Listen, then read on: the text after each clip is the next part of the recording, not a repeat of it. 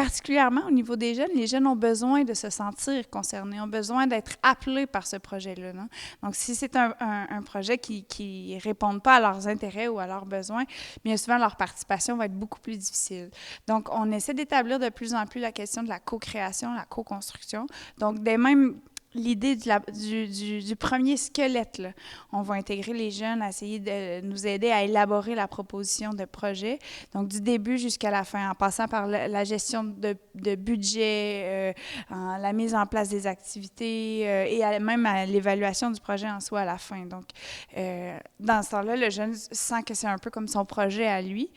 C'est peut-être pas ses fonds, mais au moins, puis en plus, il est renforcé dans ses capacités parce que quand on parle de gestion de projet ou on parle de rédaction de lois pour la jeunesse, c'est pas tous les jeunes qui ont ces compétences ou connaissances-là. Donc, le projet va lui permettre non seulement de créer un projet qui va répondre aux besoins de sa population, qui sont les jeunes, par exemple, mais lui-même, comme personne, va renforcer ses capacités. Et puis, bon, quand il va arriver sur le marché du travail ou dans d'autres expériences, bien, il va avoir déjà une expérience qui va être assez forte, là.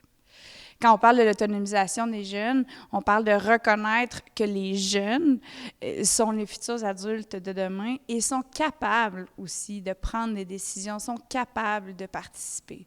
Donc, je dirais que c'est un des beaux enjeux au niveau de la jeunesse, c'est que nos gouvernements, nos sociétés devraient être de plus en plus reconnaissants de la part que peuvent apporter nos jeunes. Donc, on entend souvent que les jeunes sont le futur de demain. Non, les jeunes ne sont pas le futur. Les jeunes sont le ici et maintenant. Pourquoi? Parce que si on les renforce pas, parce que si on leur donne pas un droit de parole maintenant, quand on va arriver dans le futur, ces jeunes-là seront pas prêts, ne connaîtront pas les besoins de leur population, premièrement. Ils n'auront pas déjà été impliqués dans le processus. Non? Donc, il faut arrêter de dire que les jeunes, c'est le futur. Et ça, je pense que justement, quand on parle au niveau de la responsabilité des autorités politiques, je pense qu'on leur dit un peu, quand votre tour viendra, vous le prendrez. Mais leur tour est déjà là. Quand on parle de jeunes adultes, c'est maintenant qu'il faut commencer à leur faire de la place parce qu'ils sont déjà dans la société, ils sont déjà des citoyens.